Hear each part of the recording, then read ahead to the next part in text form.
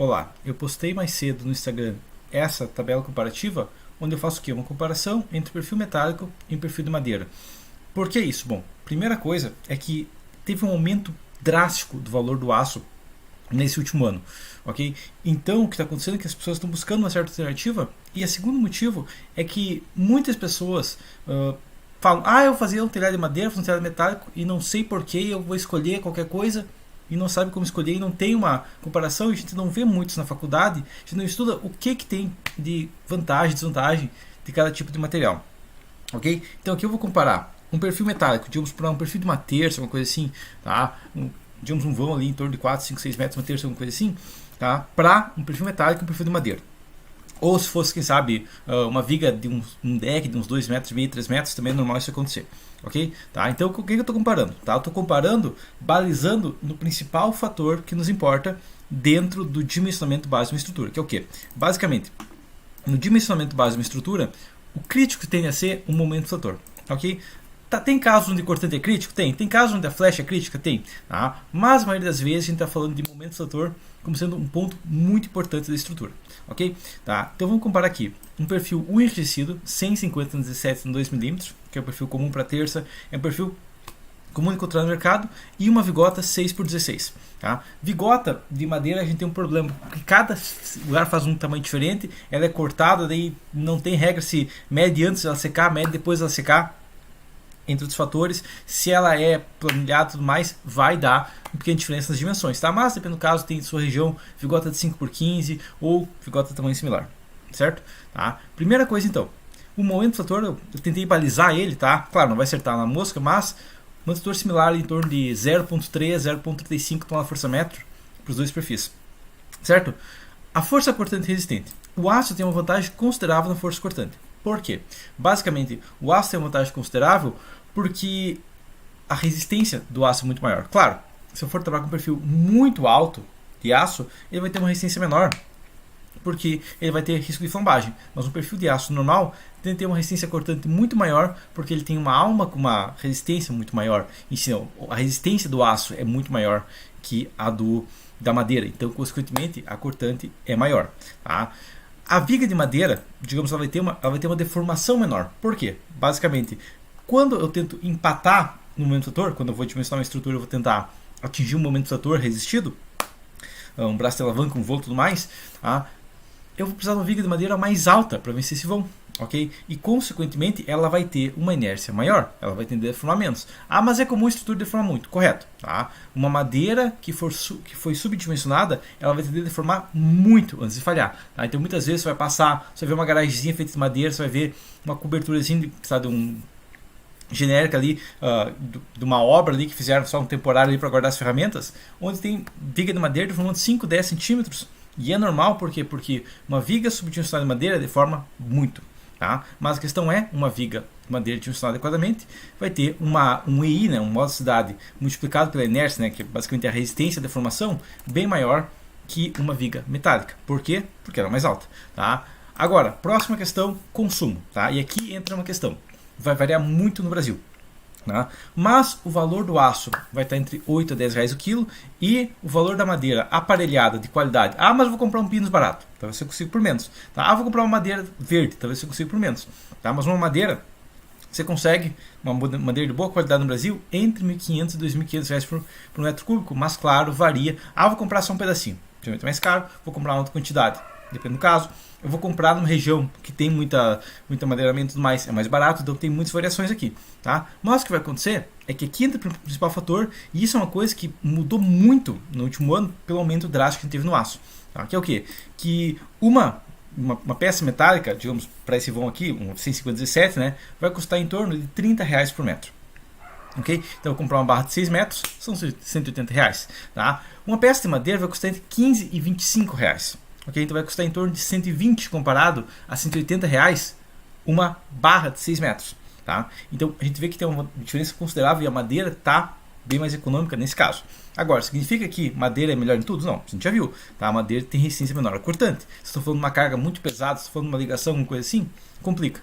Tá? Agora vamos para as vantagens que eu tenho no aço, né? Porque, bom, custo vale muito, né? O custo é uma vantagem específica, mas o aço é soldável. Isso dá uma vantagem em quê? basicamente uma vantagem, que se eu posso soldar, eu posso pegar, eu preciso de uma terça de 30 metros comprida, eu quero fazer ela contínua para gerar momento fator negativo, para aumentar os vãos, reduzir a deformação e tudo mais.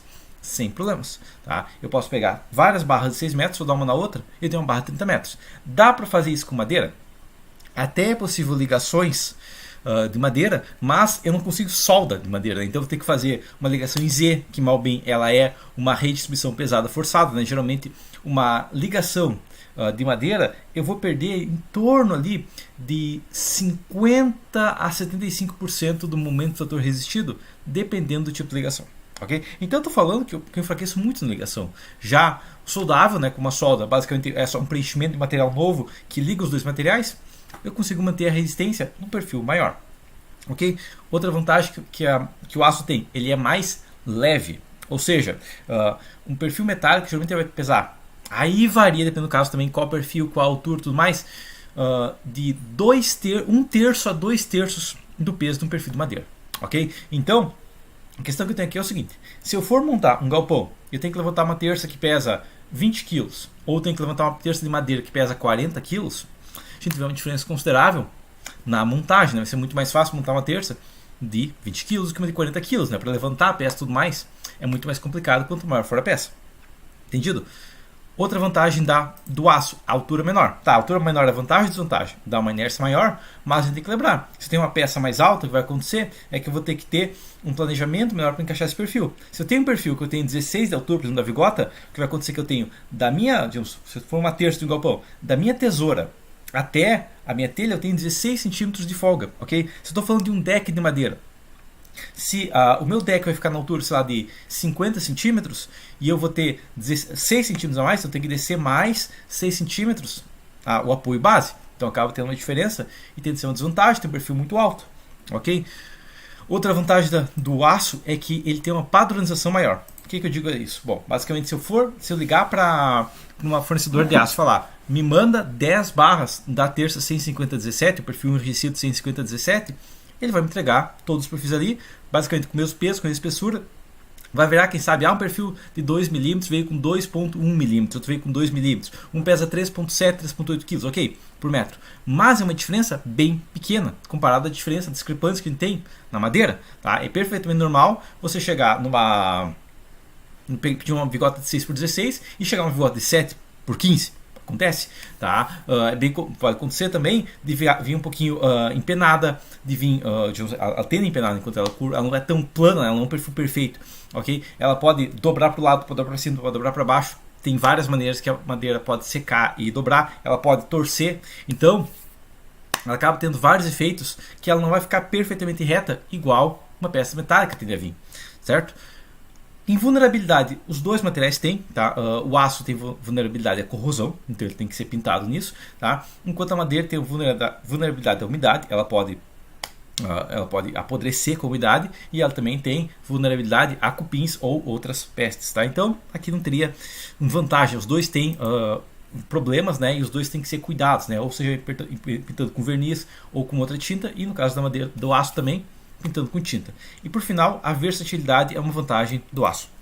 A questão principal aqui é o seguinte: o que eu estou falando aqui, a madeira tem vantagem, o aço tem vantagem, mas o aço tem uma versatilidade pesada, que é o quê?